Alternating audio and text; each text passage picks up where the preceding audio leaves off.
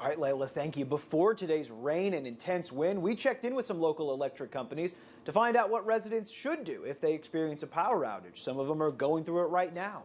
Boone Electric and Ameren say it's important to have a charged battery on your phone and flashlights in the event you lose power. Both companies also urge Missourians to watch their step at night because there may be fallen power lines on the ground. According to the City of Columbia, all electric crews are on standby tonight and will respond as quickly as possible to address any problems.